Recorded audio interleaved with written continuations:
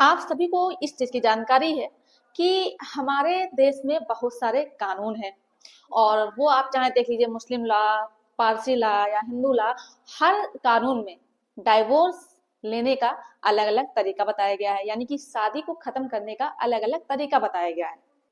लेकिन आप सभी लोगों को इस चीज की जानकारी होनी चाहिए कि डाइवोर्स लेने का एक नया आधार आ चुका है जो कि किसी भी कानून की किताब में नहीं लिखा हुआ है। ये जो आधार है, इस आधार पर सिर्फ ऑनरेबल सुप्रीम कोर्ट ही डाइवोर्स यानी कि तलाक दे सकती है।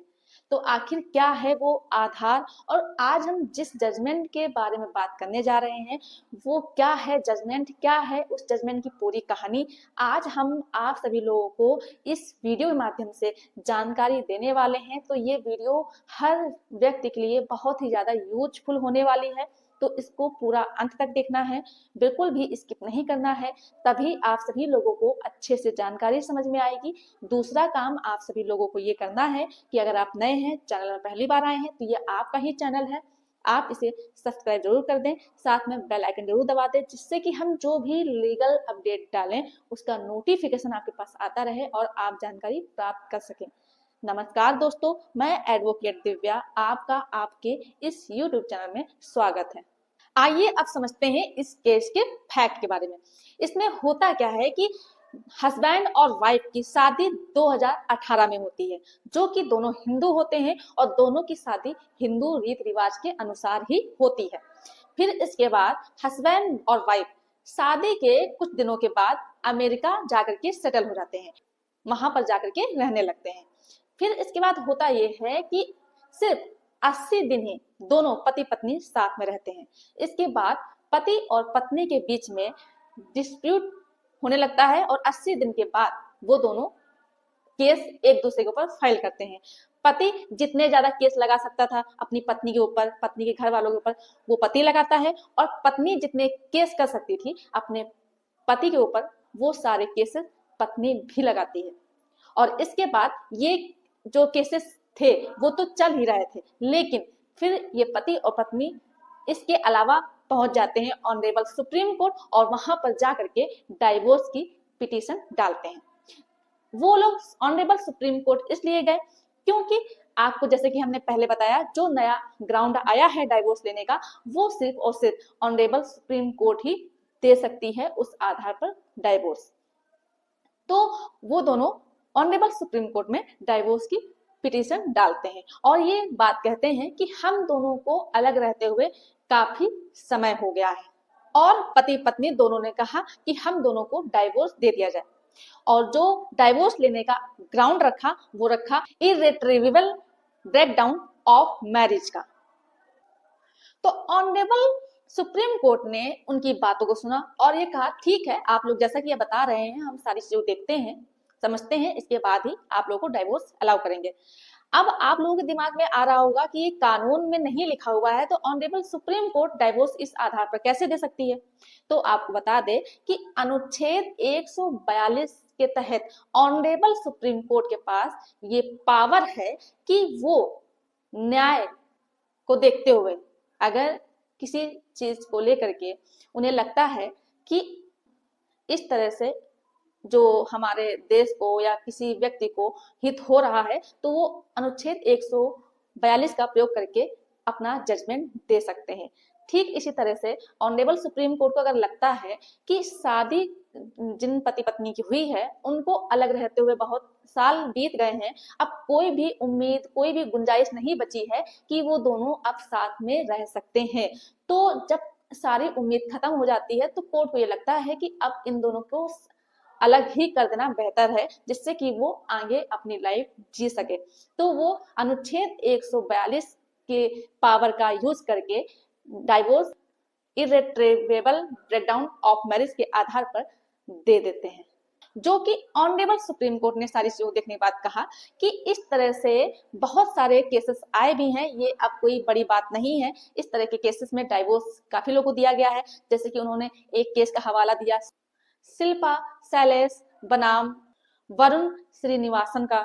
तो इस तरह से बहुत सारे केसेस में इस आधार पर ऑनरेबल सुप्रीम कोर्ट ने डाइवोर्स दिए हैं।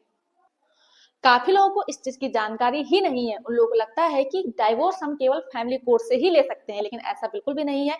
अगर आप लोगों की शादी अब बिल्कुल भी नहीं बचने की उम्मीद है तो आप लोग संविधान के अंतर्गत भी डाइवोर्स ले सकते हैं। ऑनरेबल सुप्रीम कोर्ट ने एक बात कही कि ठीक है आप लोगों को डाइवोर्स मिल जाएगा, लेकिन आप लोगों को ये पहले पूरी तरह से हमें कन्विंस करना होगा कि आप दोनों की शादी बचने की अब कोई भी उम्मीद नहीं बची है। आप दोनों की शादी पूरी तरह से टूट चुकी है। आप लोग अब एक साथ रहना ही नहीं चाहते हैं। जब इस तरह से आप हमें कन्विंस कर लेंगे, इसके बाद ही हम आपको डाइवोर्स दे सकते हैं। इस तरह से अभी हाल ही में एक जजमेंट ऑनरेबल सुप्रीम कोर्ट ने दिया था, जो कि उस केस का हवाला भी दिया, जो कि वो केस था किरण ज्योति मैनी का। इसके अंतर्गत भी ये बात कही है। और साथ में ऑनरेबल सुप्रीम कोर्ट ने कहा कि हम डाइवोर्स देने से पहले कुछ चीजों को देखते हैं। वो क्या क्या चीजें हैं? पहली बात तो हम ये देखेंगे कि पति पत्नी शादी के बाद से कितने दिन साथ में रहे हैं। तो इसमें ऑनरेबल सुप्रीम कोर्ट ने देखा कि इसमें पति पत्नी सिर्फ और सिर्फ 2.5 महीने ही साथ में रहे, इसके बाद दोनों अलग हो गए। दूसरी चीज देखेंगे कि पति और पत्नी ने एक दूसरे के ऊपर कितने सारे केसेस फाइल किए हैं। तीसरी चीज ये देखेंगे कि कितने बार इन दोनों का आपस में सुलह समझौता कराया जा चुका है। क्या और कोई उम्मीद है कि इन दोनों के बीच में सुलह समझौता कराया जा सकता है? ऑनरेबल सुप्रीम कोर्ट ने कहा कि जैसा कि अभी हमने हाल ही में एक जजमेंट दिया था, जो कि जजमेंट का नाम था रिंकू बहती बनाम संदेश शारदा, जिसमें भी यही बात कही गई थी जो कि इस केस में कही गई है। ऐसा तो बिल्कुल है नहीं कि कोई व्यक्ति जाएगा कोर्ट, ऑनरेबल सुप्रीम कोर्ट पहुंच जाएगा, बोल देगा मुझे डाइवोर्स चाहिए और उसको डाइवोर्स दे दिया जाएगा। तो ऐसा बिल्कुल भी नहीं है।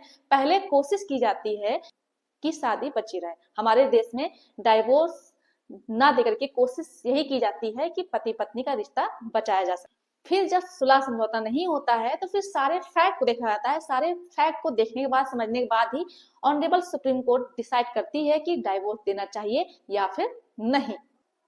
तो इसमें ऑनरेबल सुप्रीम कोर्ट ये चीज देखती है कि इन दोनों पति पत्नी की शादी 2018 में हुई और इसके बाद केवल 80 दिन ही साथ में रहे और फिर इसके बाद ये लोग अलग अलग हो गए और एक दूसरे के ऊपर बहुत सारे केसेस किए।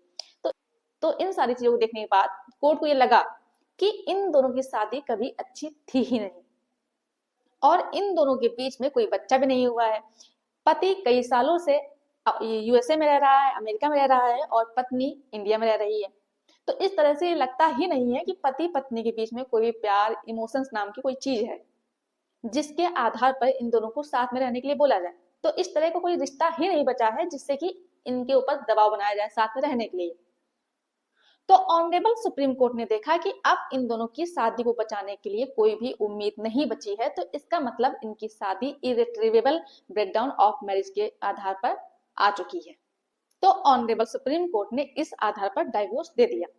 अब जब डाइवोर्स हो जाता है तो दूसरी जो बात आती है वो आती है मेंटेनेंस की, कि पत्नी को कितनी एलिमनी या मेंटेनेंस दिलाया जाए। तो ऑनरेबल सुप्रीम कोर्ट के पास दूसरा एक और प्रश्न आया कि कितना मेंटेनेंस या एलिमनी पत्नी को दिलाई जाए।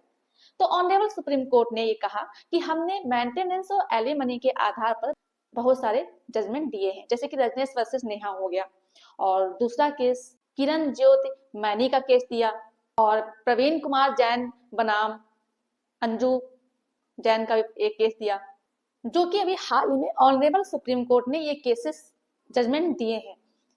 और ये इसके आधार पर इन केसेस के अंतर्गत ये समझाया गया है कि मेंटेनेंस और एलिमनी किस तरह से कैलकुलेट की जाती है, किस तरह से निर्धारित की जाती है, या फिर पत्नी को कितना मेंटेनेंस दिया जाए। तो इसके आधार पर जो पॉइंट है वो है कि हस्बैंड और वाइफ का स्टेटस देखा जाता है, हस्बैंड और वाइफ के कितने खर्चे हैं, ये दोनों कितना पढ़े लिखे हैं, अर्निंग ऑफ सोर्स कितना है, इसके अलावा इनकम के और कहाँ कहाँ के सोर्सेस वगैरह हैं।